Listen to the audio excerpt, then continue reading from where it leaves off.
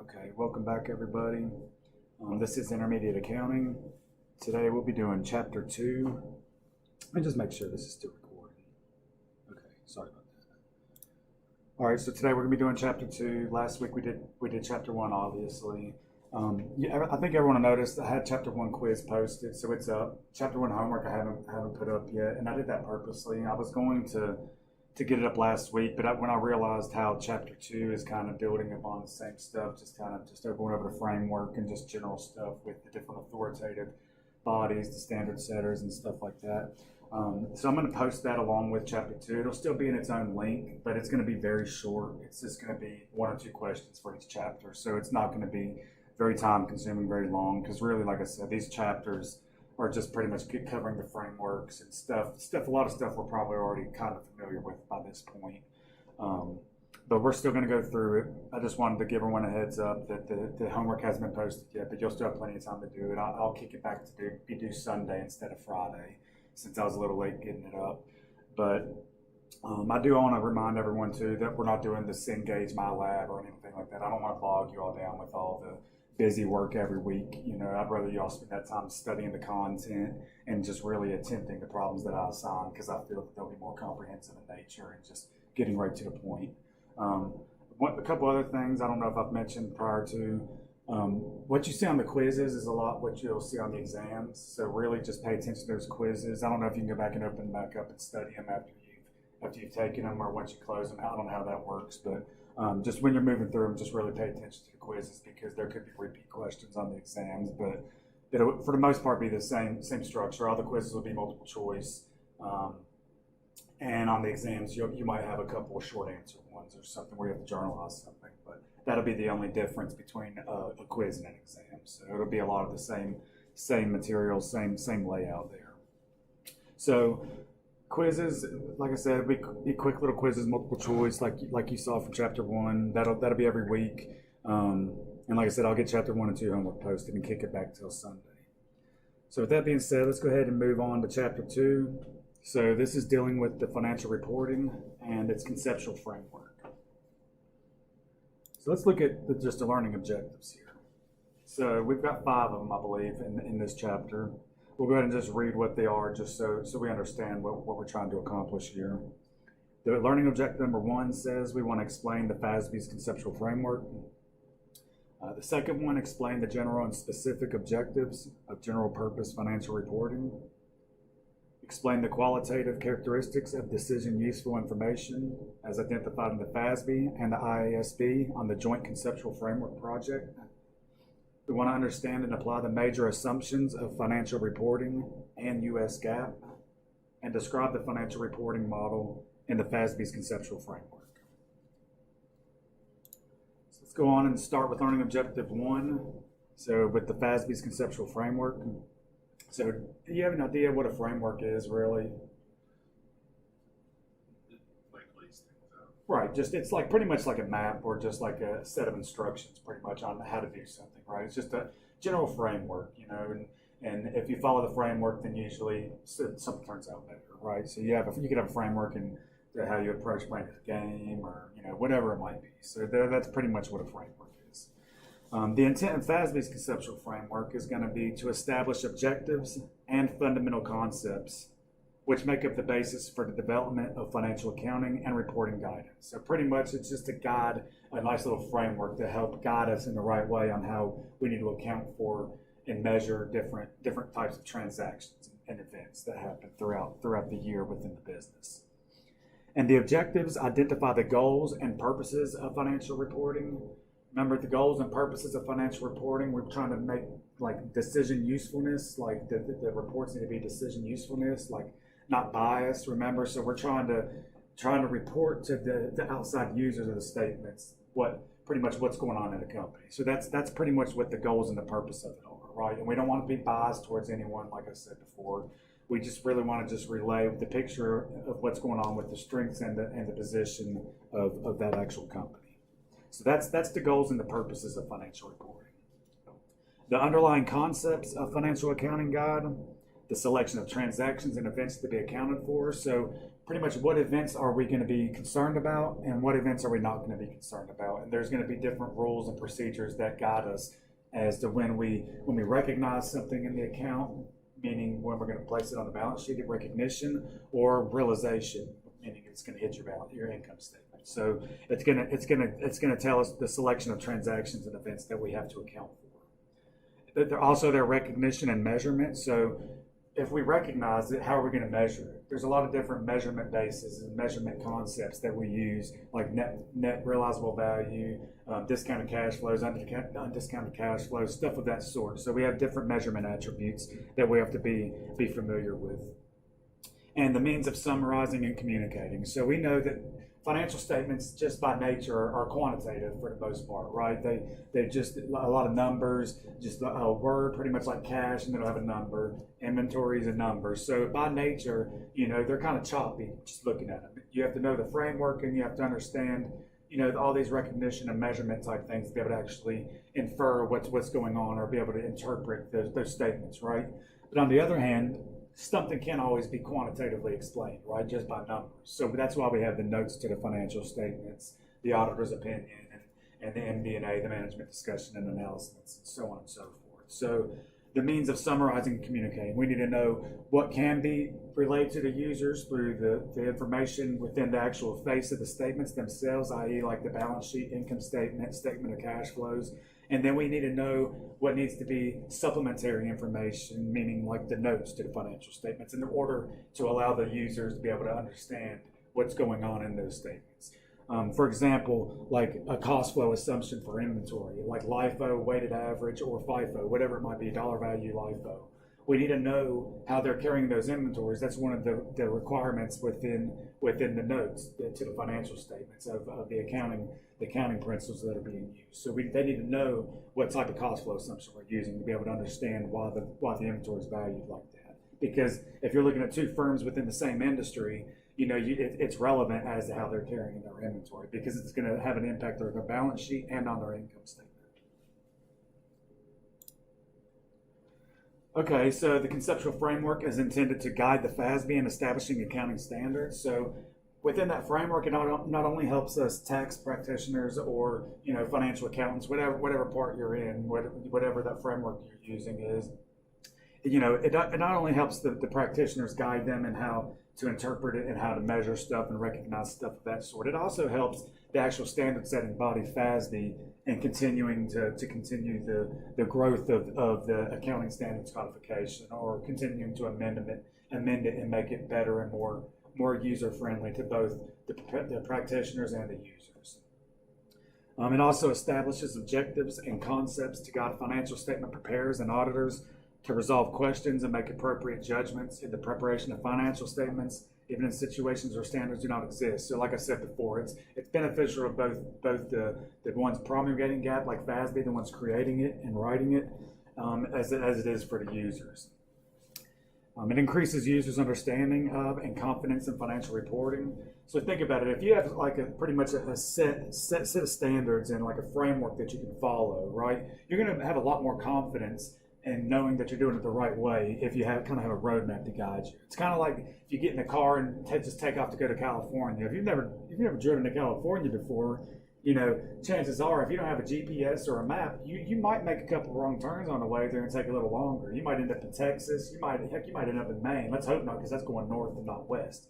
But you know what I'm saying. You feel a lot more confident about which turns you're taking and the route you're taking if you had an actual map or a GPS to help guide you. Even though sometimes your signal might go out on your GPS in a little gray area, and you might have to make a decision, okay, well, I think it was this way. Just like that, there's going to be gray areas within the framework where there's not always a black or white answer. It could be gray, and you spend some time trying to figure it out, but that framework is going to guide you. So it's obviously going to increase the understanding and confidence in financial reporting. Enhance financial statement comparability across companies and over time. Once again, comparability across companies. So specifically, if they're in the same industry, like I said, the cost flow assumptions with inventories, that helps.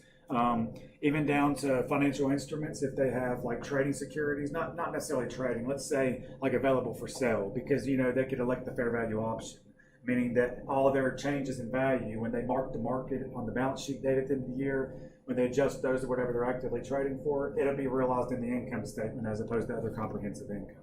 So stuff like that is why it's of importance for these users to understand different types of methods and options in which the company has chosen to report under. So it's gonna enhance the comparability across companies and even over time. So let's talk a little bit about accounting principles. These are the fundamental theories, truths, and propositions that serve as the practical foundation for financial accounting and financial reporting. So pretty much just the principles. Like I said, we know what theories and truths, all that stuff is. So it's just basic principles of understanding the framework pretty much. The most fundamental statements of these principles comes in FASB's Statement of Financial Accounting Concepts. So the concept statements, I'm sure everyone's probably heard of the concept statements at some point probably in their principles. The concept statements and fundamental principles, they're going to form the basis and the objectives of generally accepted accounting principles. So I think that can make sense. The concept statements and principles pretty much form the basis and objectivity of the GAAP, right? Which is the generally accepted accounting principles. And know that GAAP can be international GAAP or US GAAP, right? So we know that IFRS is a form of GAAP, right? But it's international form for, I think, for over like 130 countries, whereas US GAAP has that, and there's differences. But the concept statements and fundamental principles form those bases and objectives. Let's talk a little bit about the concepts.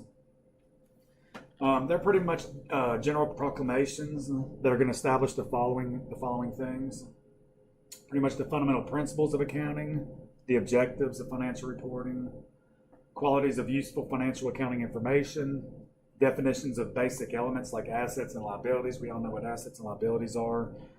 Types of economic transactions, events, arrangements to be recognized in financial statements. So it's going to break down types of like broad transactions like consolidations, stuff of that sort. So pretty much that's what the concepts are telling us about, making sure, okay, if we're unsure, like, man, this element almost has like, you know, it has some equity, you know, characteristics and some debt characteristics. You know, there's sections of the codification for bifurcation, like separating items, or if you wouldn't separate, stuff of that sort. So pretty much the concepts is going to, anywhere you're kind of indifferent on, okay, is this an asset, a liability, or how do I account for this transaction? Maybe it's a lease, the difference between a capital or operating. What constitutes one being one or the other being the other.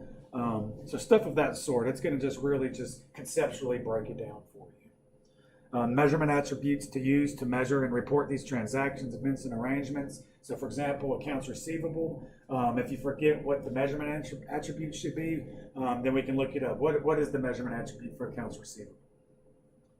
How it's reported on things. Think about accounts receivable. There's a contra account to accounts receivable, right? What's the contra account?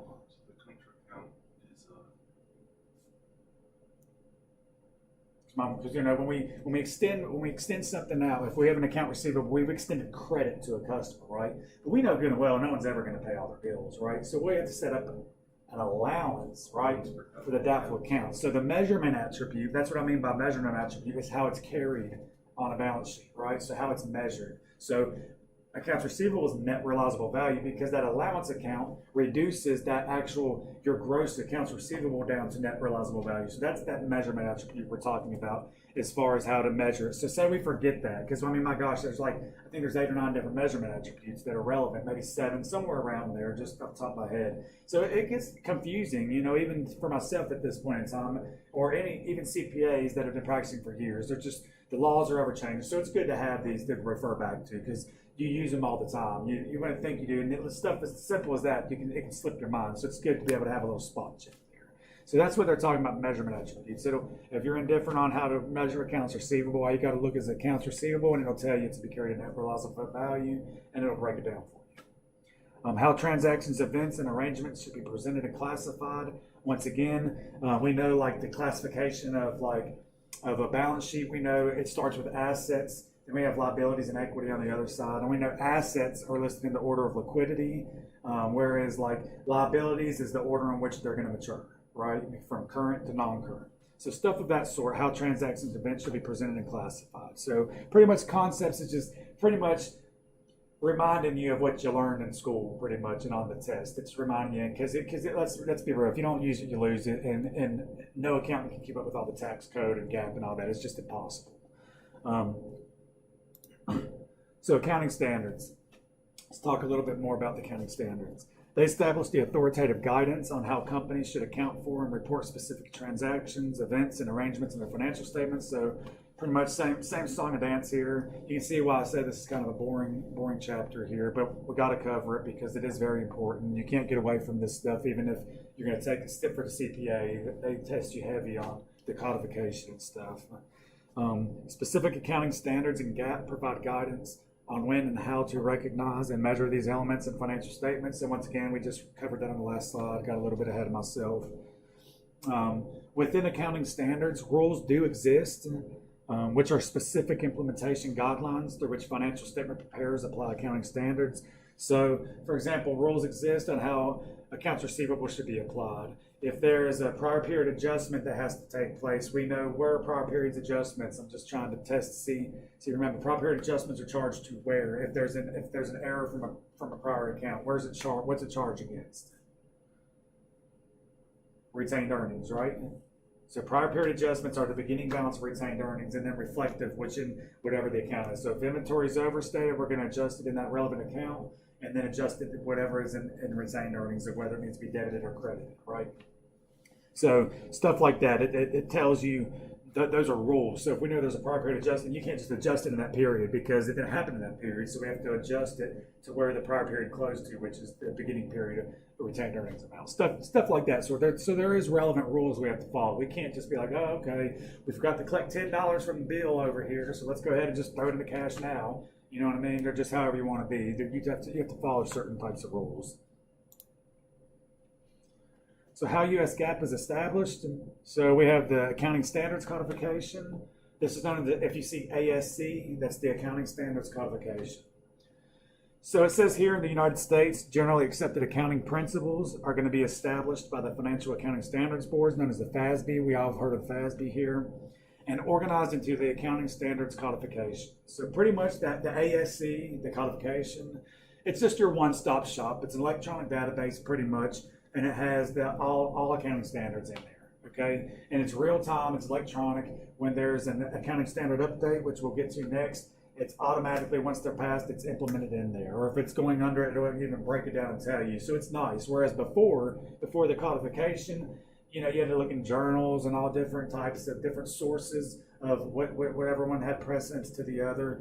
A lot of sources didn't match up, so it's just really convenient. It's nice. You can just click on this codification, and it's broken down by main elements. Like starts out with like topics and subtopics, paragraphs, all that different stuff. And topics could be like different elements, like assets, liabilities. Like assets would be like 300, liabilities for section 400, 500, stuff of that sort. So that's a general idea of what the codification is. At some point, I'd like to get in there in this class and actually show you, everyone the actual codification and how it works. But pretty much, it's a one-stop shop for all the rules of GAAP for U.S. GAAP. Accounting standards updates. Pretty much, these are just new, generally accepted accounting principles, and they're established through accounting standard updates to the codification. There's a whole process we go through. I don't believe it gets into it here. It might. We'll see. I don't recall, but pretty much the accounting standards update. It's an open discussion. The way it goes about, they bring up a topic and pretty much they send out little letters, let them compliment on it and stuff like that for source. So it's not just a closed process behind closed doors. They let practitioners and different industries comment on it before they actually update it. But once it goes through that whole process, then it becomes known as an ASU. So what does ASC stand for? The Accounting Standards Codification. Right, and ASUs are? The Accounting... Same words. Accounting Standards Updates. Right, Accounting Standard Updates. So the ASUs, Accounting Standard Updates, ASC, Accounting Standard Codification. So right here, this chart shows a little principle and or the relationship among the principles, the concepts, the standards, and the rules. Pretty much you can see the top here is terms, the middle is the purposes, the bottom is documents. I'll just look through it real quick here with you all. The conceptual framework includes the objectives, concepts, principles, and definitions. From there, you have the standards to the right, okay? If we look down from there, we can see the purpose of the conceptual framework. We've already read through it, it's just laying it out here. Identify the goals, purposes of accounting and financial reporting. It says here, guide the selection of transactions, events, and arrangements to be accounted for, the recognition, so on and so forth. The standards, obviously the purpose of those are to establish those methods and the procedures for measuring, summarizing, so on and so forth. And obviously the standards, the purpose, if you follow that down to the actual documents, then it's going to be the ASC, right? The Standards Codification and the Accounting Standards Updates there, obviously, because that's where your sources are coming from. And then the Statement of Financial Accounting Concepts is going to deal with the conceptual framework. So pretty much that's just a little chart showing the relationship of how they work and how they build upon one another or relate to one another.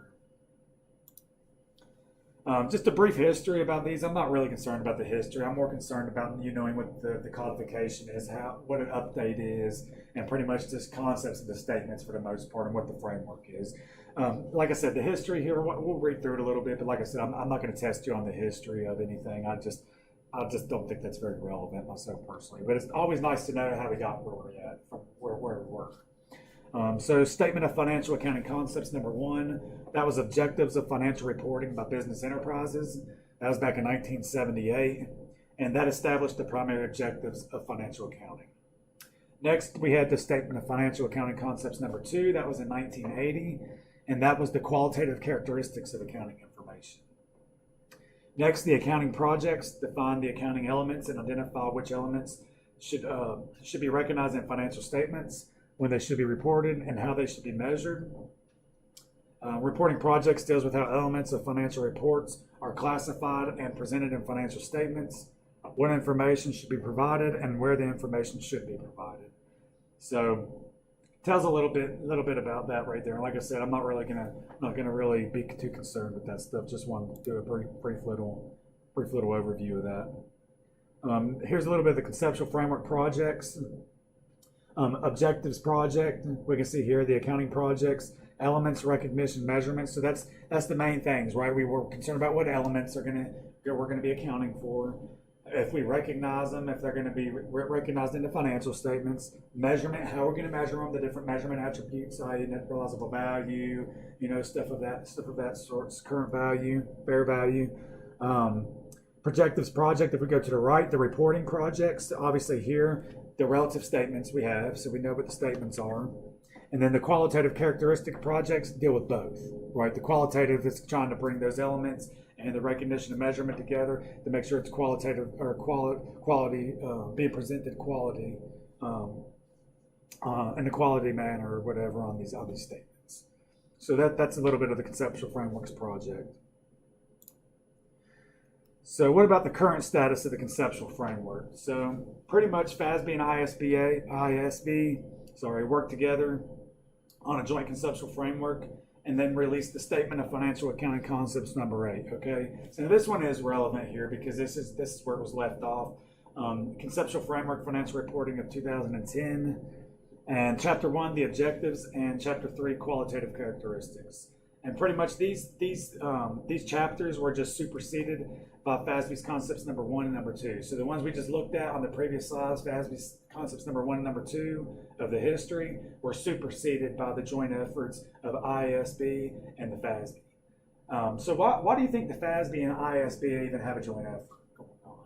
Just take a shot in the dark at it. Why would you think that they would even be concerned with joint efforts between the two different standards? I guess they have similar goals that make sense to work together. Right, because when we think about stock markets and the financial markets, I mean, it's wide open, right? I mean, we got international companies that are traded on it. We have, it's just that markets are all tied together. All countries are tied together. If they're up to have the electronic capacities and all that, like Japan and China and everything, they've got their own exchanges and everything. So companies are interactive, whether they're international companies or U.S. companies. So why not try to have a general framework and a general roadmap to try to let everything be on the same playing ground, right? Because it makes it easier for when international companies can come in and trade on the New York Stock Exchange, okay? Because right around this time, it was the same time, the SEC did away with making international companies translate from IFRS to US GAAP before they get beyond the exchange. So that was huge. So that's why they're trying to converge the standards.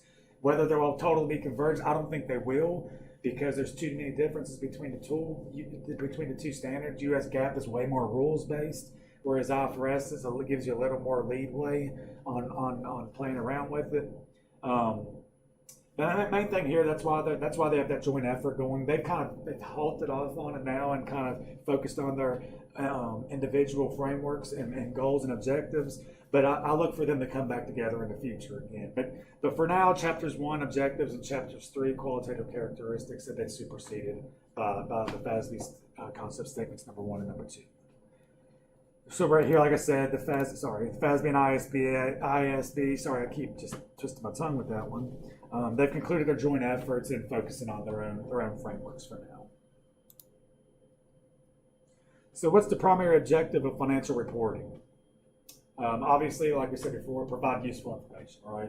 It's for external users. Financial reporting is for external users. Managerial accounting, on the other hand, is for internal users, right? So remember, financial reporting, strictly for external users, so we want to provide useful information.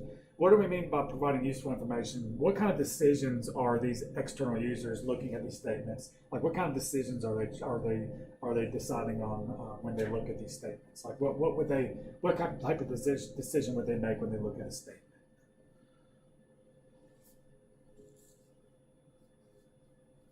Well, think first of who are the external users? Like, who are interested in financial statements? Potential investors. Right, you're right. Everyone, any external users, investors, creditors, lenders, banks, customers, employees, suppliers, everyone. Everyone's going to be interested in it, because even if down to potential employees, I mean, you might want to see how strong the company is before you go work for them, before you tie yourself down with working for a company. What if they don't have the money to pay you? That's not the biggest use of it, but that could be a use. So, and potential investors, if they look into and they want to invest into their stock, they want to see that it's growing, their earnings are growing, the stock's growing in value. They don't want to see it just going diminishing in value, right? So they want to see that the company's growing. And lenders, they're interested to see, okay, are you going to be able to pay me my principal back and interest, right? Because they're not just giving the money away. Everything costs something, right? So that's why they want useful information, right? They want to. It says here, provide financial information about the reporting entity that is useful to existing and potential investors, lenders, and other creditors in making decisions about providing resources to the entity, right? Because the main thing is companies need capital in order to operate, right? So in order to be able to raise that capital, they need to be able to make sure they have a strong organization, strong business plan, strong workforce, all that. But they also need to make sure that they have a strong accounting reporting process, like financial reporting process, because that's how the users are going to assess the ability of the company to produce those cash flows, where the cash flows are going, the inflows and outflows, and to assess the strengths and weaknesses to know whether that's going to be a sound investment or not. So that's why the primary objective of financial reporting is to provide useful information for the external users. Okay, so once again, primary objective, primary useful information. So we've already read that. Same thing. I'm not gonna do that again. Objectives again, useful information for expectation of returns to investors, lenders, and creditors. So I'm not going to go ahead and just bog you down with that again too, and just drag out the lecture. Once again, this one here, provide existing potential investors, lenders, other creditors with useful information. Okay, uncertainty of the prospects, net future cash flows, inflows to the company. Let's see, specific objectives, provide information about a company's resources and the claims against the company. I know I've kind of already went over this in the previous slide. Once again, got ahead of myself. Provide information about changes in the company's economic resources and claims resulting from financial performance. So what's it saying there? From changes in, provide information about changes in a company's economic resources and claims resulting from its financial performance. So what that's saying there is, at the end of a reporting period, we have a balance sheet, right? And we know that balance sheet is as an as of date, right? So it's only at a point in time. Once another transaction takes place, it's irrelevant, right? It's already taken place. So pretty much what they're saying is, from that point in time of the balance sheet, what happens on the income statement is going to change whatever the claims are or rights of those assets and liabilities, right? So that's what they're saying. That's what their objective is to be able to report the change in those from period to period in the performance. So that's what it's talking about. And then lastly, provide information about a company's net income, comprehensive income and their components, and provide information about a company's cash flows. So that's why the statement of cash flows. We know within the company's statement of cash flows, the company has 3 different types of activities, right? What are the types of activities that a company engage in? Investing, Yep, that's one of them. financing, Right. and operating. Right. So OIF, remember OIF, operating, investing, finance. So that's going to be the 3 sections of the statement of cash flows.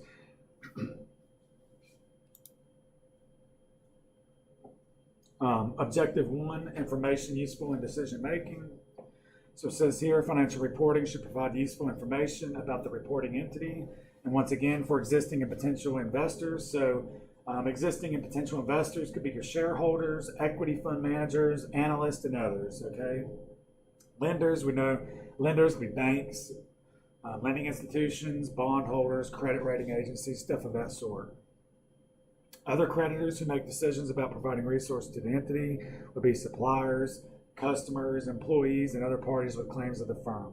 Why would suppliers be of interest, be interested in the financial performance or financial strength of a company?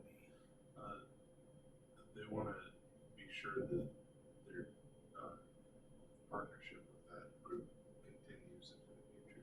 Right. And what would be the quickest way for a partnership to end on a bad note? Think when we're talking about these big companies, a lot of times they do what? When they buy something, they do it on what? On credit, on account. So they're going to be concerned. They're not just going to want to just hand over millions of dollars worth of merchandise down the stream, right, to whoever their customer is, not knowing if they're going to ever be paid for it, and then have to write it off and get pennies on the dollars, right, or go to litigation and try to get their goods back, and then by then it's probably damaged or whatever it be. So that's why suppliers. And a lot of times suppliers, customers, all this. It's important because like suppliers want to know they're going to get paid for their goods. Or, you know, how fast you can turn it. So how fast can I deliver goods to you? Like, how much money can I make with you? You know, in terms of even making a deal with you. It might not even be relevant to some suppliers to make a deal with a certain customer because they don't move enough of their product, you know what I mean? So stuff of that sort. Customers, you know, a lot of times customers are concerned because what if a company's really behind and their service is really bad and stuff and you're buying a service from them, you know, and you pay for a service. You want to know they can deliver on that service and not just bill you for it, right? Or whatever it might be. So that's why every key player is interested in the overall strength and well-being of the company, even down to the employees, because you know, you don't want to work for a company that's shaky, that might go under, because you don't really have a future. You can't plan. You can't buy a house or build a house in an area because you don't know. You don't want to take on that note not knowing you don't have the income guaranteed. So everyone's concerned here, not just investors and creditors, it's even everyday people like me and you. Okay, suppliers, everyone's concerned here. So information useful in decision making. Objective 2, information useful to external users in assessing expected returns. So information needs of investors, lenders, and other creditors. Suppliers of financial capital are primarily interested in the amounts of timing and uncertainty of prospective cash flows they will receive. So once again, we talked about that. Suppliers are worried about the timing. How long is it going to take you to pay me? How long is it going to take you to move our product? How long until I can push more of our goods onto you so we can keep making money, right? It's all about making money, right? That's everyone wants to make that money. Need to assess the expected returns from buying, selling, holding a company's equity, debt, or other financial instruments. Remember? So people that are buying and selling and holding companies' equity. What's the company's equity? What's some instruments of a company's equity? Remember, we have debt and equity instruments. So equity, if you're buying ownership rights of a company, are you going to buy a bond or a stock? Ownership rights, you're going to buy stock. Right, common stock specifically, right? That's where you get your voting rights. Preferred, you don't get voting rights, not everything. So you want common stock, right? So the preferred stock is an equity instrument as well. So bonds is debt because that's how they raise money. They issue bonds, they receive money. So that's the issuance of debt. So that's what we're talking about. So both of those are worried about the return on it, like we said before. External users need financial information to form expectations about the timing and amount of prospective cash receipts and assess the risk involved. Same song dance here, same thing here. The third objective, information useful in assessing a company's cash flows.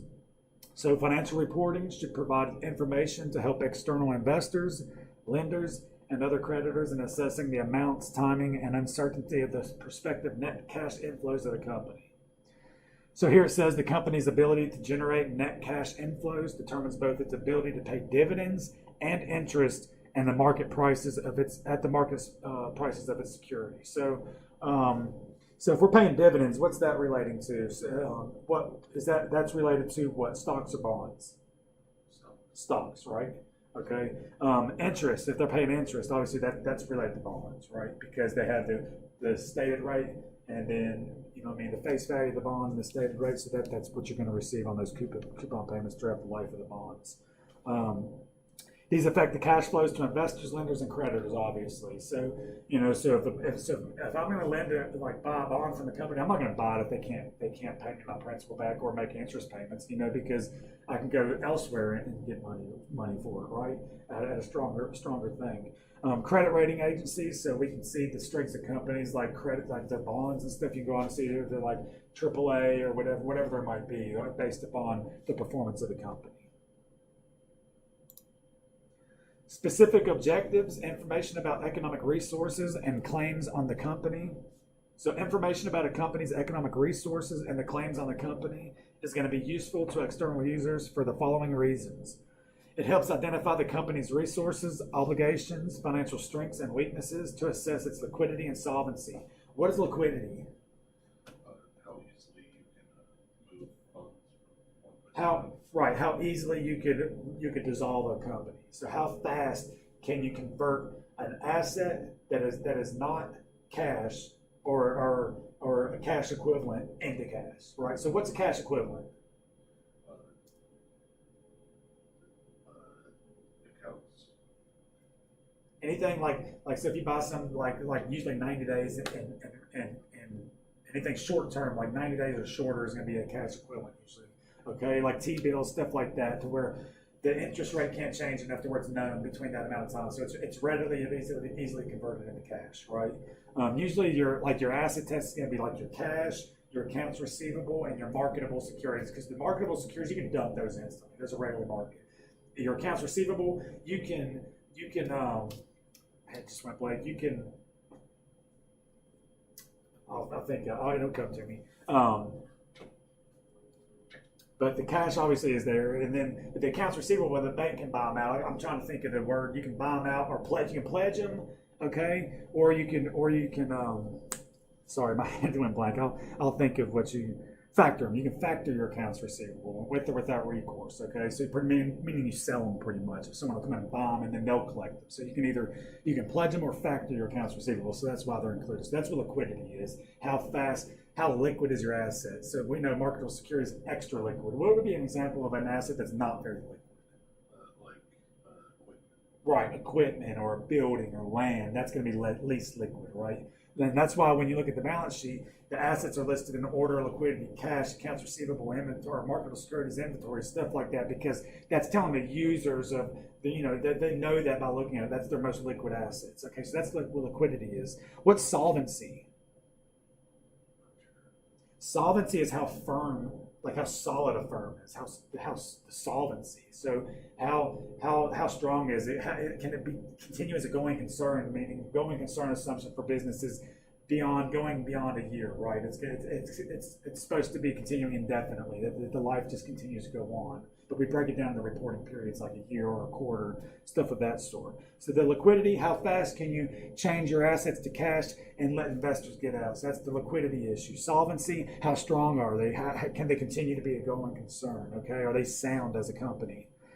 To specify the types of resources in which the company has invested, as well as the types of claims on the company. So what's their line of business? Where are they investing their money? Is it rental property? Are they manufacturing? Or do they have a lot of bonds? Or do they have a lot of marketable securities? Where's their money? What are they investing in? Because a lot of economic factors could determine, outside of their control, depending on what their industry is. And like oil and gas, a lot of federal regulations could really adjust, to what their earning capacity could be for a term. To indicate the potential future cash flows from the company's resources and ability of the resources to satisfy the claims of the company.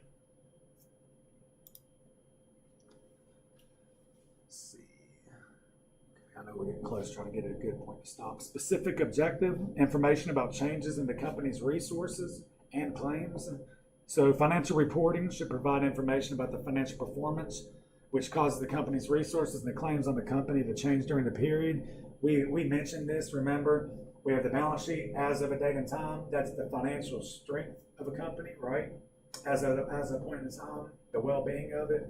And then throughout the reporting period, we have the income statement that's changing through the revenues and expenses, gains and losses that ultimately change the equities of the company, right, and the claims against them. So that's what they're talking about there. Information concerning the company's net income, comprehensive income, and their components is useful to external users. It helps these external users evaluate management's performance. Obviously, we can evaluate the performance of management based upon pretty much how the ship's sailing. You know, if they're driving it, you know, if it's about to go under, then obviously management really might not be doing that good of a job. It might not necessarily be management's fault all the time, but for the most part, it is going to be management's fault a lot of times. You know, so we can assess management. Estimating the company's earning power or other amounts that are representative of persistent long-term income producing ability. Predicting future income and net cash inflows, and assessing the risk of investing in or lending to the company. So once again, we can see it's kind of repetitive and redundant here, same song and dance for the most part.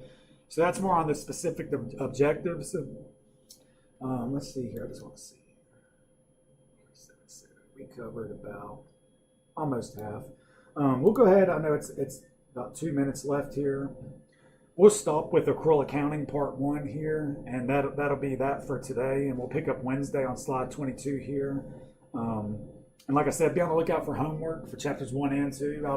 Chapter 1 will be posted in the chapter 1 link in last week, and chapter 2 will be in this relevant week that we're in now. And like I said, they'll both be short, and I'll be getting chapter 2 quiz posted as well. And I will kick chapter 1 and 2 homework and the quizzes and stuff back to Sunday, so everyone has a chance to get it in. So that's it for today. Hope it was good, and everyone have a good day, and I'll see you on Wednesday.